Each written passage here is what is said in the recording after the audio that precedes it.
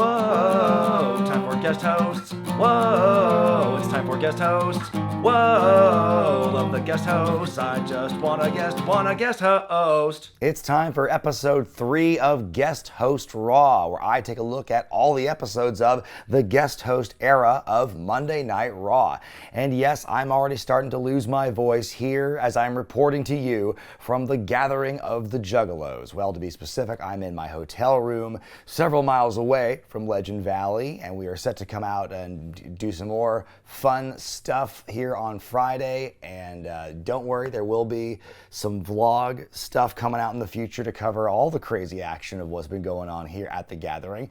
But I also did have some time to watch the latest episode of the guest host era of Monday Night Raw. I'm only talking about Seth Green in the house from July 13th, 2009 at the Amway Arena in Orlando, Florida. We are 2 weeks away from the Night of Champions pay-per-view. We've got a lot of ground to cover as far as building the pay-per-view, and it's the first live Raw in 2 weeks, because remember, the first 2 episodes, Batista and Ted DiBiase, took place during a single taping. So this is the first time we're going out live further away from ground zero to test out the new guest host concept, and we're including an actual outsider celebrity this time as opposed to wrestlers. So it's going to be interesting to see how that works. Also, before I go on, I did want to address something with the long-term future of this segment and the length of time that it will go, because I wanted to cover specifically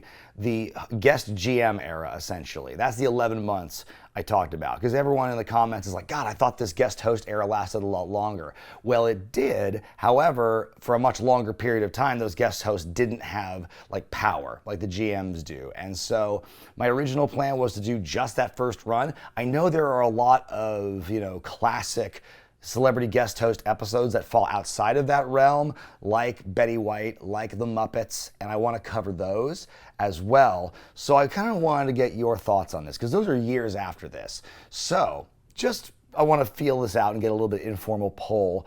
Do you think you would like to see just that first 11-month period in its entirety, and then after that, just look at some of the classic ones, the popular ones that people want to request?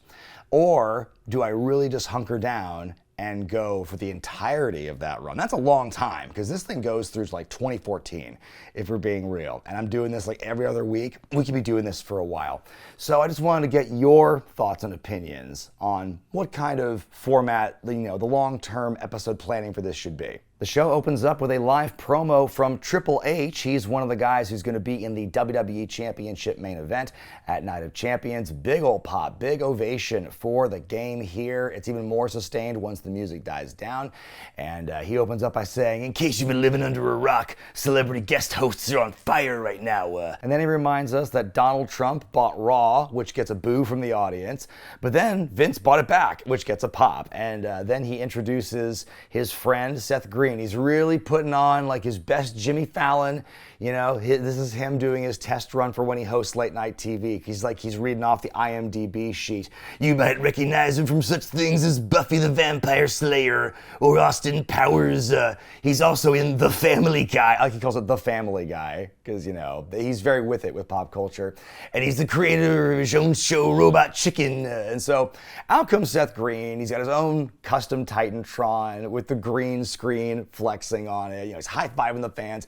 He definitely exudes a really fun energy just from the get-go, and I like that. It's just an outsider vibe. He's here to have fun, and so that's the theme of the night, I think, overarching. And wow, you can tell just how small of a man Seth Green is physically when he's standing next to Triple H. It's hard to tell when you're a civilian and you're standing next to other civilians. You really don't see. It's hard to really grasp how large the larger wrestlers are. Even the ones you don't think are that tall are actually can be freakishly tall. So then Seth grabs the mic and he's like, oh man, I'm so excited to be hosting WWE Monday Night Raw. He just throws all those words together in a big run. And he's talking about, oh man, all the different matches I could make. Maybe I can make a bikini swimsuit challenge for the Divas in the spirit of competition and everything. And then Triple H with the seamless transition. This is the kind of outside the box thinking that I love about Robot Chicken, man. You got celebrities doing crazy things. The way they try to ham fist the plugs and the projects for Seth Green here is it's really obvious, it's really blatant, and the way that Seth responds to it all night, it's very deadpan. And I just like wonder, is he in on the joke? Is that the whole thing where it's like WWE is really pushing it and the guest is kind of being demure about it? I don't know, but because Triple H is putting himself over. Oh, you got a real like awesome celebrity in there. You're one of the most recognized stars on the planet. And Seth goes, yeah, it was really awesome to have you there. Like that was just such a great delivery. And Seth says that Triple H told him, oh, you had some experience fighting, whiny little girls since fighting Randy Orton, which gets a big ooh. And then Triple H compares Orton to Dakota Fanning in that neither of them have male genitalia. And I'm like, oh, as he's saying this, I couldn't help but notice he's got the look where it's like the t-shirt and trunks. So it looks like he's got just no pants on. He's just like Winnie the Pooh in it. But also, what the hell does Dakota Fanning have to do with anything? Is that like a reference to something he did in his Robot Chicken sketch? Was like him beating up Dakota Fanning? That's a little weird. Anyway, Randy Orton interrupts and Triple H makes a little, ooh, did I do that kind of face as he's like further mocking Orton. And Orton enters the ring and actually has a good burn for Triple H. And he says, well, I actually have something you don't have. And that's the WWE Championship. And he goes, and you, Seth Green, you want to take shots at me? I'm known around here for having somewhat of an anger management issue. He says I might RKO someone or punt them in the skull at a moment's notice, no matter how big or pathetically small they are. And so Triple H steps in and suggests maybe the two of them should fight one-on-one. Orton balks. Triple H wants to drop him right now. Orton asks, why is Seth even here in the first place? Have you even been in a real fight? And then he says that Seth is in the ring because he wants somebody to mistake him for being a real man. Like, man, that is just a cutting line. He goes to leave and Seth cuts him off and goes, oh, don't you want to know what the main event of tonight's show is? And it's going to be a 6-man tag match where Legacy take on John Cena, Triple H, and he himself, Seth Green. And Triple H's face just falls, like the color leaves his face as he realizes, he thinks about it, and that Seth has kind of stepped in it. And then there's this kind of awkward moment, and you hear, whoa, never give in, and they just go on to the commercial. And that was the opening segment for the show, kind of a good litmus test for how the rest of the episode would go. I think the crowd dug it. Like, this definitely feels like an experiment that can easily get hijacked, easily go wrong. But Orlando is a very fan-friendly town. It's a very, not a snarky town. So I think having this first, run with Seth Green as the first real celebrity, having this opening segment, I think it worked well. It was a good time and a place for it, I guess. We see the band Adelita's Way. Look at them hold those CDs. They're so happy. And then we go to our first matchup, as Seth Green promised, the 6 Diva Summer Swimsuit Spectacular match. You've got Kelly Kelly, Gail Kim, and Mickie James taking on Maurice, Alicia Fox, and Rosa Mendez. I had a little laugh seeing Alicia have to kind of speed up going down the ramp because her shoes were too tall. And meanwhile, Jerry Lawler still being not even a clever perv. He's just being an old, sad perv who just kind of quietly goes, hey, Maurice knows I'm in the honeymoon suite at Motel 6. That's gross on a number of levels. Also, what's amazing about this match is, it's purely objectification. Hey, don't you want to see sexy ladies in swimsuits? But then the women just go out and have a match. It's just a match. It's a wrestling match that they would have any other night, and they're just having to do it in swimsuits. And I think that feels like the feeling that there has something to prove with a match like this. Oh, you're going to make us wrestle in fucking bikinis, when we've been trying to work forward and actually be recognized as wrestlers. Kelly takes a lot of heat in this thing, but she ends up clotheslining Alicia. We get a double tag between Mickie and Maurice. They're the future pay-per-view opponents. Mickie's on this big run. We get all 6 women fighting in the ring. Maurice decks Mickie from behind and throws her into the ring post, plants her with her DDT to win. And so she can beat Mickie James is the story there, because the whole thing, oh, maybe she can't. And wow, you showed that she can. And wouldn't that have been something to maybe show that on pay-per-view instead of giving it away on TV? What a weird last couple of weeks it's been for this storyline. Just dropping into it. How do we go from Mickie wins the #1 contendership to Gail Kim pins Maurice to Maurice pins Mickie James in the span of 3 weeks. And this feels like it has to turn into a triple threat at this point, because either that or it's just really bad booking. We go back to Seth Green's office. We see him hanging a signed picture of the guy who is the head of Cloud City Security from The Empire Strikes Back. And then suddenly he looks over and pan to see Chris Jericho in a suit, and he says, "There he is, Mr. Star Wars fan." Yeah, that popular nickname for Seth Green. And Jericho's like, "You're the guy who's famous for mocking Star Wars, even though you claim to be a fan of it, just like you're mocking WWE by being here." I'm sorry, is that what Seth Green is known for? Like, I'm sure one of like the Star Wars Robot Chicken might have been happening around that time, or maybe the Star Wars Family Guy, but I don't know. Is that what Seth is known for? That's like fourth or fifth on the list of things I would associate with Seth Green. Chris says, since you should know that I'm a big deal around here, you should be pandering to me and catering to me. You should have asked if I had an agenda, which is a fucking hilarious thing to say out loud. And Seth is like, "I just want to give the people what they want." And Jericho's like, "The people don't know what they want. Like that Robot Chicken skating tour of yours." And then Seth's like, "Oh yeah, that Robot Chicken skating tour of mine, where there's gonna be all these live bands and da-da-da." And like totally snaps you out of it. Again, this is so fucking bad. And like immediately poisons the well for any future guest host segments going forth for me. Jericho tells Seth that he's pandering to the sycophants who don't want to get jobs. What is this guy talking about? Seth tells Jericho, "If you're gonna be negative, you can just leave." And so Jericho goes, "Well, I actually do have an agenda, and I have something to say later on, whether you like it or not." And he goes to leave. What a weird exchange this was. Just everything about it. And again, the whole, whether you like it or not, I'm doing this thing. So Seth, yeah, maybe he doesn't have ultimate power after all. And the whole way, how forced the plugs are, I guess some things really never change.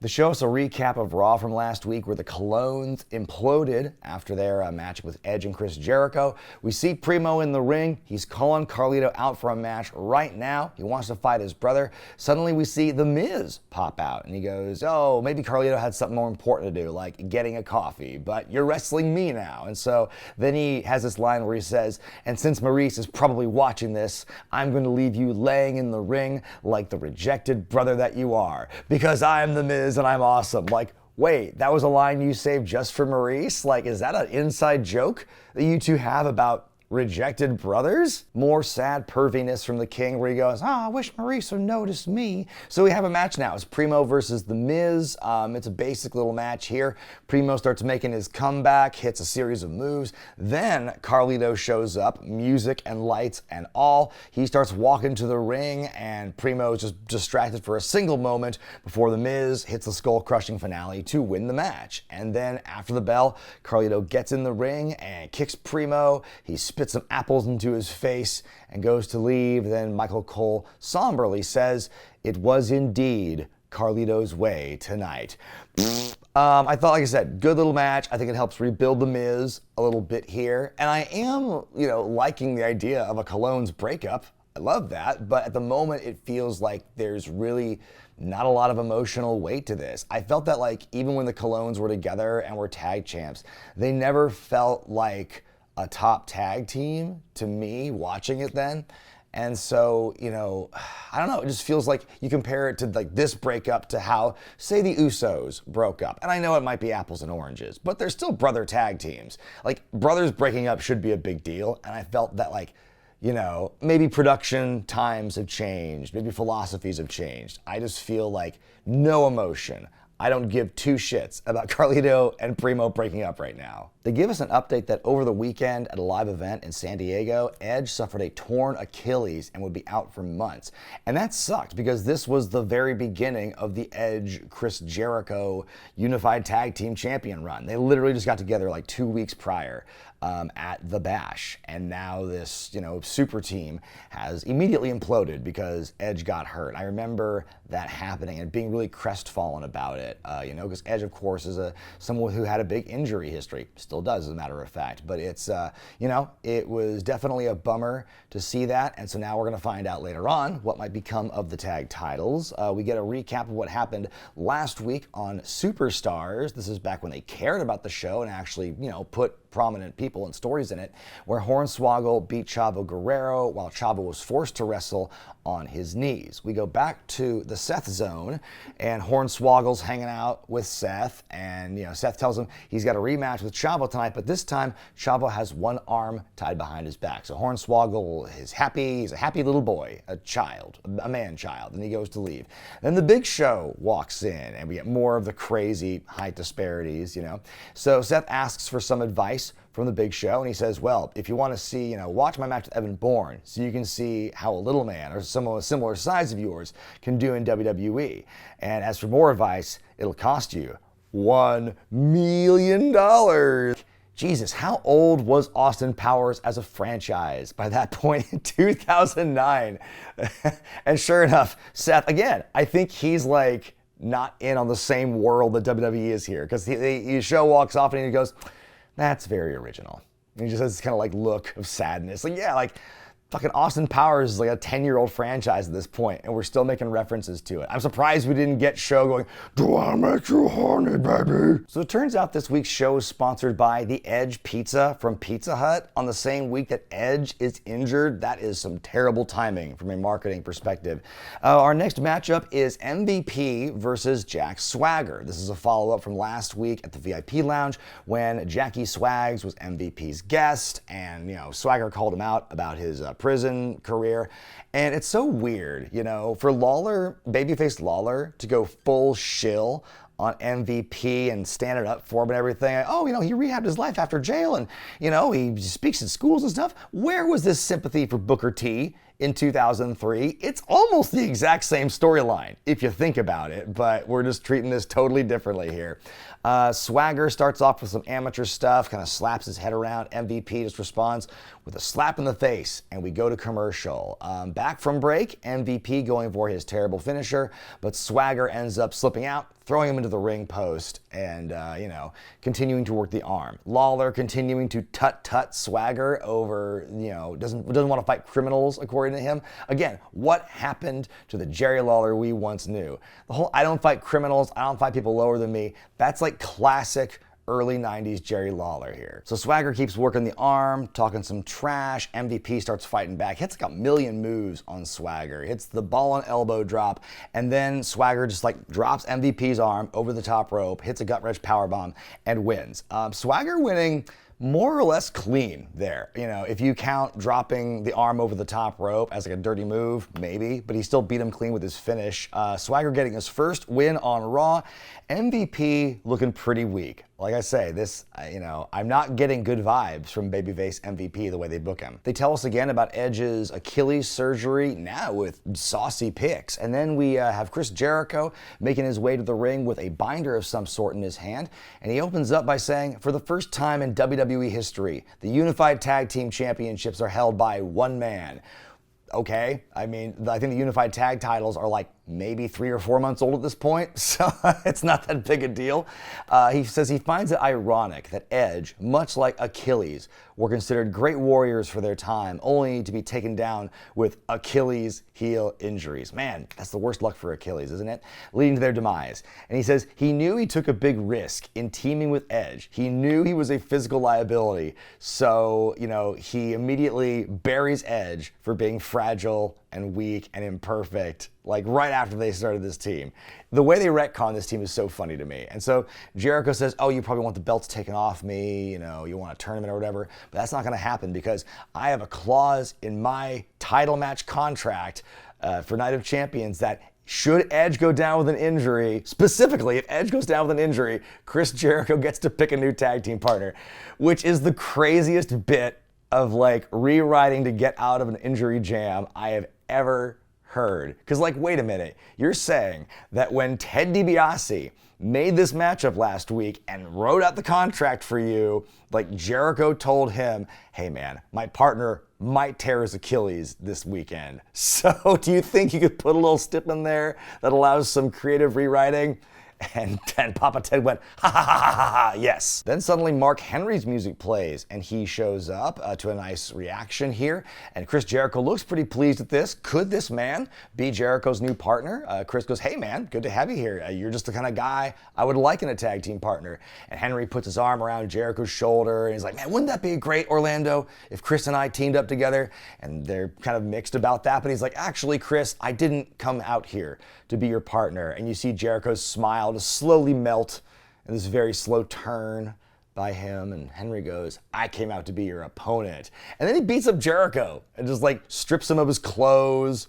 Jericho's still wearing his tie, like no shirt for a minute, which looked funny. And then like after a lot of awkward kind of stalling, suddenly there's a referee in there, and now there's a match. It's like, oh, okay. So the match officially begins now. And so Seth Green has made it. You know, that might have been nice if somebody explained that at all on the live mic. That all came after the bell rang and the match was already happening. On commentary, they're like, oh, I just heard Seth Green made this match. Oh, you just heard now, did you? So Mark is trouncing Jericho for like a minute here. And much like the match last week with Cody Rhodes, Jericho powders, he gets himself counted out.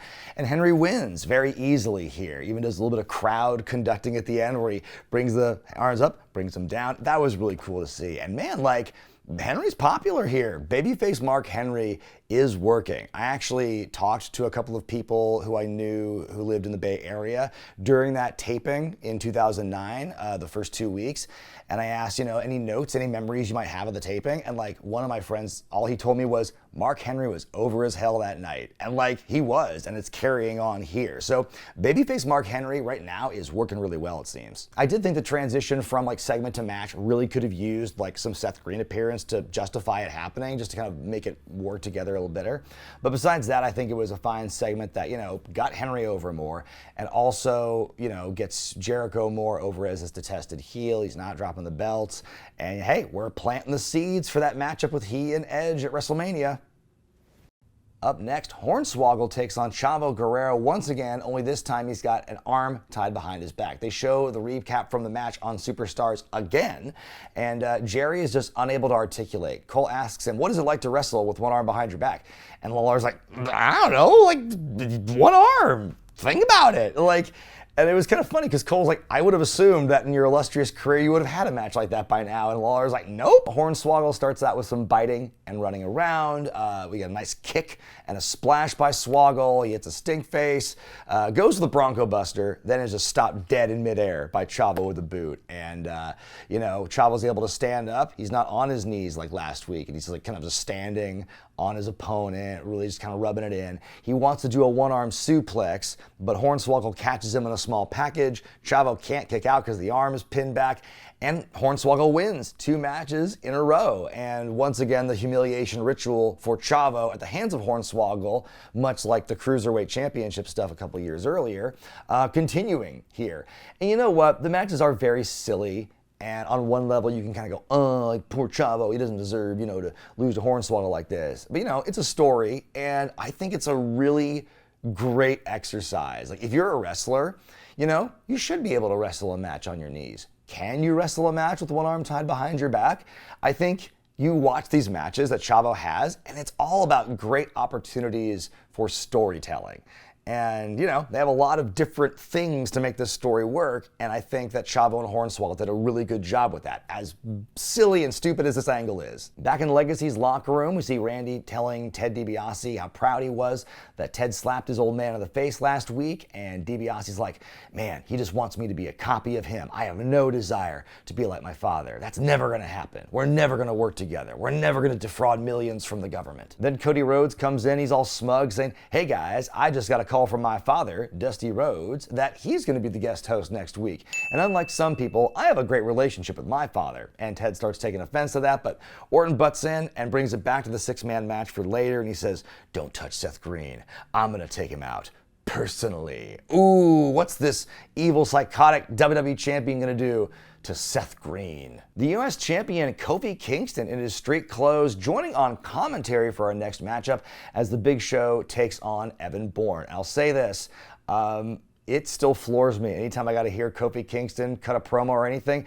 This match is impossible for me to get through because Kofi is in his Jamaican accent and he's gonna talk like that. And like, it's so mind-blowing to me now. Just knowing how long he's been without that accent, it's crazy that they ever made him do that. But God bless him, he tried, you know? Also, this is 2 matches in a row with a larger guy going against a very smaller guy. But it's a very different story. I love Lawler saying, I'm hearing the rumors that Dusty Rhodes is hosting next week. Like, wow, you watched the same backstage segment that we just saw? Early on, Show just launches Evan out of a front face lock and just hucks him in the air, gets to beating him. Bourne is taking some wild bumps for Show in this matchup here. He is just throwing his body around with reckless abandon, which is what you should do, honestly, in a match against the Big Show. And they're promoting Kofi's upcoming match with the Big Show on Superstars this Thursday. God, it just blows my mind. Again, like, wow, they actually cared about this show back then. Bourne tries a missile drop kick, but Show barely budges. Goes to run at him again. Show hits him with a much better spear than the last episode, but oh my God, the bump Evan Bourne takes, it looks like he breaks his neck. It is so devastating the way he sells that. And then afterward, Show turns him over and locks on the colossal clutch. Not the camel clutch, it's the colossal clutch. Bourne taps out and Big Show wins. Seth Green, we see him backstage looking on in horror at what could happen to him in the main event. And so Big Show won't let go of the hold. Kofi finally leaves his post and kicks Show out of the ring. Again, I think Bourne made Show look like a great killer freaking monster. I mean, he took no fewer than 4 insane bumps during this matchup, which again is what you want to do. Hey, the band Sick Puppies are in attendance and they're holding up their CDs. Is that just what they did when bands came on the shows? Look at all these CDs we got, guys. And then we get a breakdown of the Night of Champions card in a couple of weeks. And then we go backstage. We see Santino Marella playing with some action figures of the Iron Sheik himself, and then himself making out with Trish Stratus. And it zooms out and he's playing and he's doing a performance for Seth Green. And he asks, oh, can I be a part of your show, Electric Poultry? And it's like, you know what, it is kind of a silly moment on its own, just like this grown man trying to like play with action figures to prove his worth on being on a stop motion show. And then as Seth is struggling to find an answer, Triple H and John Cena walk in, and you've got Santino. The way he pronounces Triple H's name as Triple H is one of the best things on this show, I'm not gonna lie. So Marella takes his leave with the action figures, the dolls, as Triple H called them. And so John and Triple H are going to talk strategy with Seth Green. Seth's a little nervous, and John just gets right in his face. And he's like, listen, cowboy, you can't fuck this up. We're going to pummel you. And he's like, oh, I'm just playing with you. And then, like, Triple H is doing some banter as well, and Seth, oh yeah, you're in the best shape of your life, Seth. Right before Seth takes a hit off his inhaler, which I thought was some nice little comedic timing there. And then Trips and John start to argue over who the better protector will be for Seth. Oh, stick with me. No, stick with me.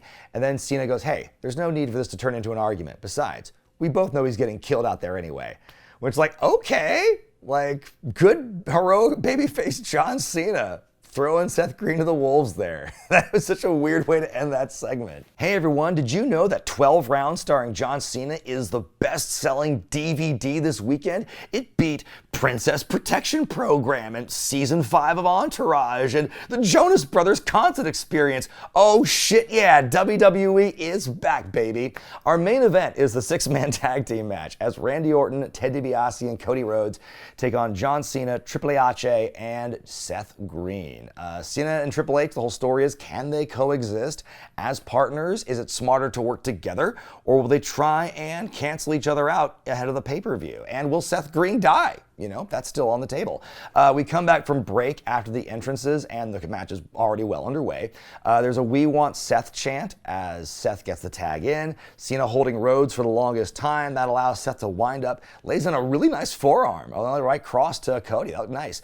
Cody chasing Seth around the ring. Triple H jumps him, throws Cody in the ring, and tells us, oh, go and pin him, go. And so that was kind of funny. So then Cena gets back in the ring. He starts taking some heat, gets beat down by Legacy. Triple H with the hot tag, starts working over Randy Orton. The fighting spills to the outside. Randy hits his KO on the H-Man, goes for a cover, but Seth Green makes the save to this huge pop. Like, the fans are really into this.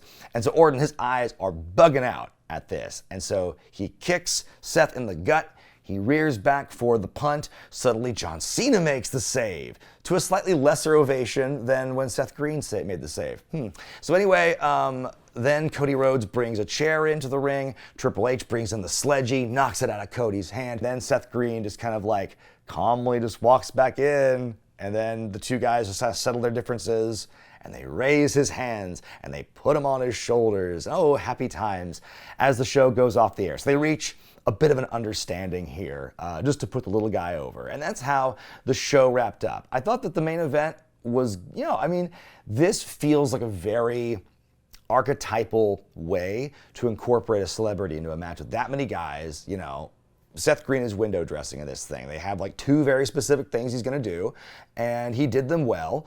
And, again, the crowd was really into it. This was a very safe place for Seth Green to be the guest host. And that's going to wrap up this episode of Guest Host Raw. My grade for the show is a 2 out of 5. All the matches were decent, but the writing was ass. Now, some of it had to be accounted for because of injuries, but I hate how shilly the guest host segments became.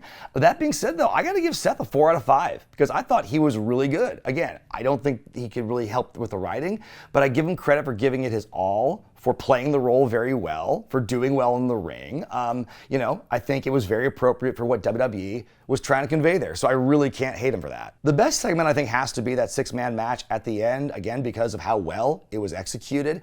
And the worst, I think, has to go to Henry versus Jericho. Again, it was kind of a nothing match. I wish they made a cleaner transition to it. And there was nothing really patently terrible about this show, but just, that was one thing that kind of didn't sit well with me. But yeah, we look at the rankings for the guest hosts in the first 3 episodes. Seth Green has taken the top billing over Ted DiBiase and Batista. So good on you. But what did you think of this episode of Raw, and how about Seth Green's performance? Let me know in the comment section below. Be sure to give the video a thumbs up if you like it, subscribe to Wrestling with Regret, hit that bell icon for all the notifications. Next time here on the show, we are going back to a retired wrestler, back to trying to build this damn WWE title match main event for the pay-per-view in 2 weeks. It's the American Dream, Dusty Rhodes. But until then, reporting from the Gathering of the Juggalos, I'm Brian Zane, and I'll see you next time.